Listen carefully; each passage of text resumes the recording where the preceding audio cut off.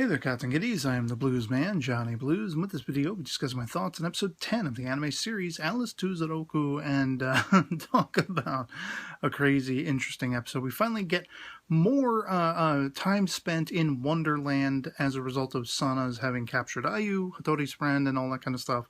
And there really isn't a whole hell of a lot to say about it because, of course, she's pointedly finger-pointing ever still at Ayu and blaming him, and he's immediately apologetic. He's been looking for her.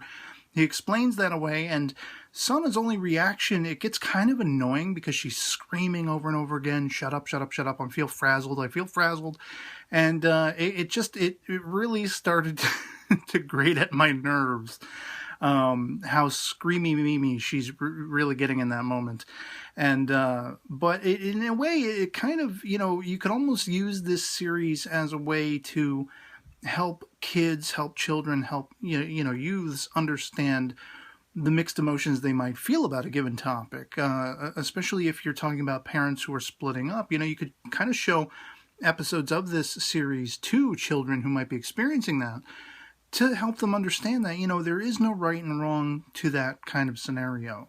You don't have to feel good or bad about it. You're going to have mixed emotions. You're going to feel frazzled, as Sana says.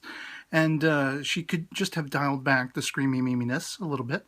But it's a perfect example. You see, in the case of Hatori, just how clinging on to her mother she is, and not wanting to lose that, not wanting to lose her parents, her family.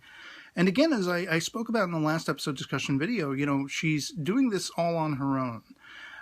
But we do see a level of maturity that outmatches Sana's own, because finally toward, the middle point and then the end of the episode, Sana manages to get out of Ayu, where Hatori is, and she sends that portal to Hatori's house. Hatori, giving into her inquisitive nature, goes inside Wonderland and gets lost in there, being led on the merry chase by the little white rabbit that, Sana has taken on the guise of and everything. And all the while, Sanai and Zouroku, for their part, they are really concerned and worried where she's gone off to. She converted his entire bathroom to Wonderland at first, and then when she got in trouble for that, she moved it elsewhere. There's a little doorway down in, maybe the basement cupboard or something like that. Makes you wonder how they stumbled across it, how Sanai found that little doorway. But then the little white rabbit comes out with a note saying, "I'm going after the evil girl." They have no idea what Sana's even talking about.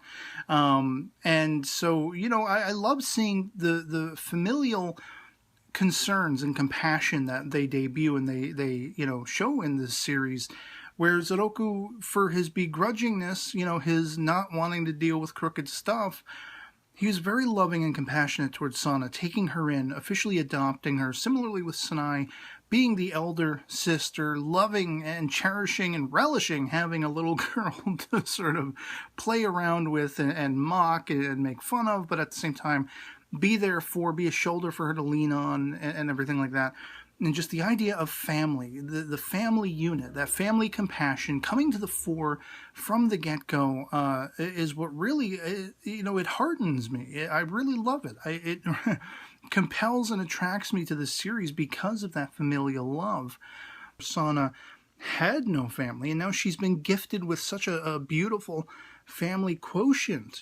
She has a father / grandfather in Zouroku. She has an older sister. She's hoping to and planning on excitedly going to school and having this life of normalcy that, she wouldn't have otherwise had if the organization that had held her captive was still up and running and everything like that. And she's, she's looking to the twins. They're going to school and just really getting excited about that, having those experiences, even in this episode where she's talking to Ayu after letting him free temporarily, to try to understand where he's coming from and wanting to help Hatori, who she can only really understand as being evil. There is that discussion where he's like, well, we used to go to school together. We were in the same, class all the way up through from one grade to the next. And, he's really concerned for Hatori. But Sana's first reaction out of that, her first inkling to grasp onto is, oh, you've been to school. She is so yearning to encapsulate and capture for herself a life of normalcy, having all of the normal interactions and social activities and expectations that a normal child would have. She wants it. She wants it desperately. But there is still some part of her that, feels like it's hilarious in the way that it's come across as having been what she herself has had to learn the hard way. The way Zouroku has punished her for her constantly falling back on her powers, and she gets in trouble if she uses them wrong, or she's not following the rules, or she's trying to scrimp, and she stays in bed too late, and she's not helping out at the floral shop and everything like that. There are so many ways that she gets in trouble, and so she kind of takes it on herself, like, well, this is the lessons I've had to learn. I'm going to teach this evil witch. I'm going to teach her and her friend Ayu a lesson. And she's being handheld. She's being guided, and she's found the perfect, most optimum familial unit to be embraced by. Whereas Hattori her family is just pitched to break down, all told. And she's having to utilize her abilities that she doesn't really understand the scope of how wide-ranging they are, how affecting they are, to keep, desperately keep everything encapsulated and clasped upon that her family once was. All of that same familial love and compassion that Sana now has.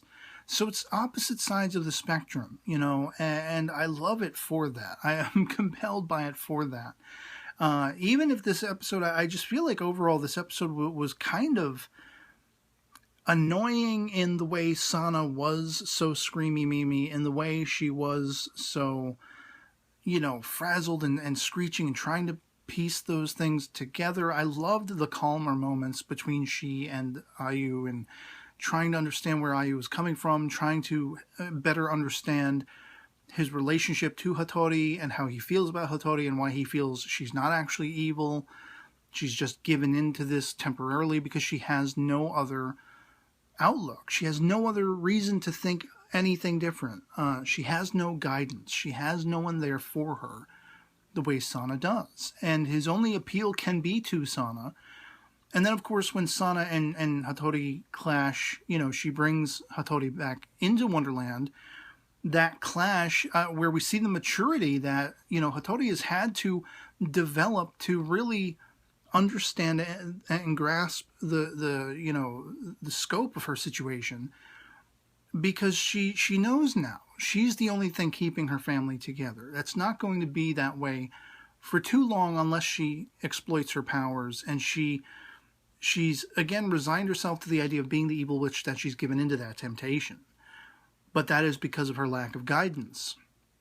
But she calls Sana out, immediately recognizing who she is when she's trying to pretend to be the evil adult, king from the deck of cards or whatever, and saying, aren't you afraid of the angry adult that I am, and all this stuff. And she calls her like, no adult speaks like that.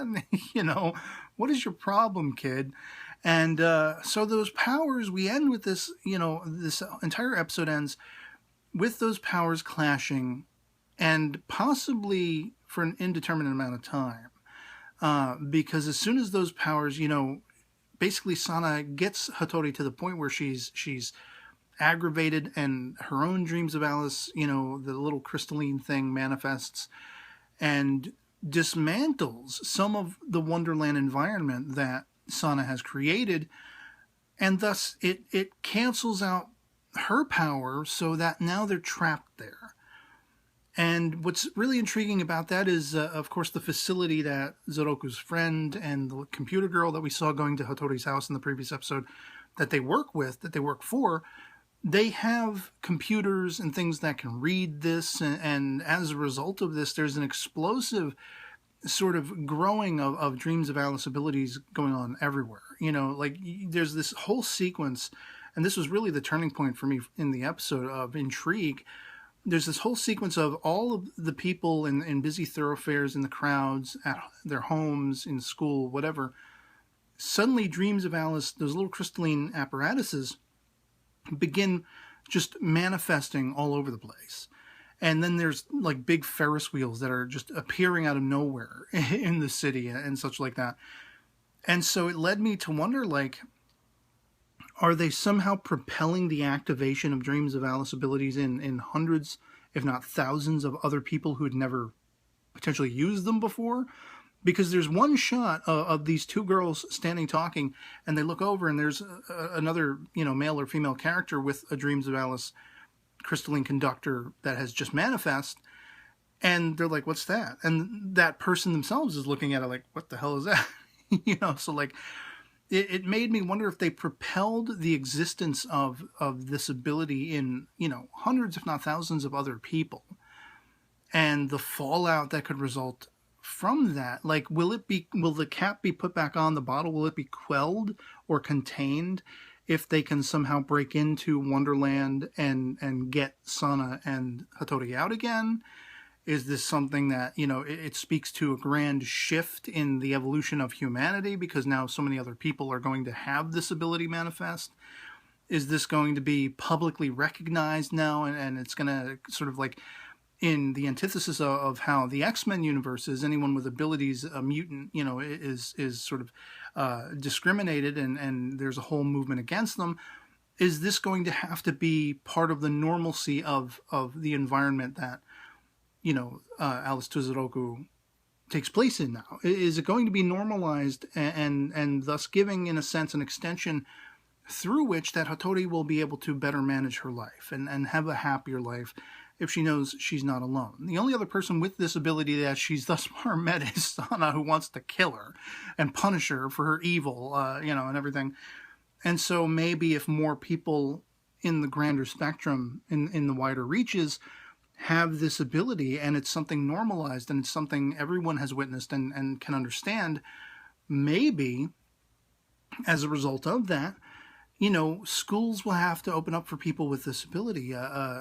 Government facilities will have to open up to help people with those abilities, help families with children who have developed it, and help them understand it and utilize it, and that kind of thing. Like, maybe it'll be normalized out of this. It's highly intriguing, that prospect, where the series has gone thus far to tell us this is on the down low. For all of the people who have it, it's only secret organizations and governments that are aware of it. But if it becomes more aware to the broader environment, to the world, or even just contained to this city, it's an intriguing prospect for this ability, these powers, to be so normalized and have those people who have it, who can utilize it, being able to be brought together in a compassionate way so that they can all help each other coexist. I think that's absolutely a wondrous scenario, because if so many other people have this ability, I mean, at some point it's going to become known, and better for it to become known in a way that these people can be brought together and helped, aided, rather than like the X-Men situation where they are discriminated and the seeking of slaughtering them is the answer to that. I think it would be great for the warmth and compassion that the series has if the opposite were true. If these people had these abilities and suddenly so many more of them became manifest, and so it's something that was officially recognized, and those people could be aided, could be given guidance in a similar fashion to how Hattori is so far lacking. And maybe out of that, her life will be made better for it as well. So, apart from that, I mean, the episode went by pretty quick. Not a whole hell of a lot happened. And I was really kind of just annoyed with the screamy-meminess of Sana, But there were those attributes to it. The idea of manifesting those Dreams of Alice abilities that much more further and wider than we had as yet seen, and what the ramifications of that will be. Again, normalizing it, encapsulating it so that everyone is aware of it and they can do something more productive out of it and helpful to those people, give guidance to those people who have it and who possess it. And just, again, the clashing of the minds and, in a sense, the ideologies, even though these are young children, between Sana, who has that family unit, who wants to hold on to that dearly so, and Hattori, whose is falling apart. I just think that's intriguing. It was interesting to me. So yeah, I'd love to hear from you guys in the comments below what you thought of episode 10 of Alice to Zouroku, if you've seen it as well. If you got as much out of it as I did in this discussion video, laying it bare for you all, or not. If not, why not? Let me know in the comments below. Love it or hate it. Just love having that conversation. And so yeah, otherwise it'll be pretty much it for me on this. So if this video finds you well, I'll catch you all later. Peace.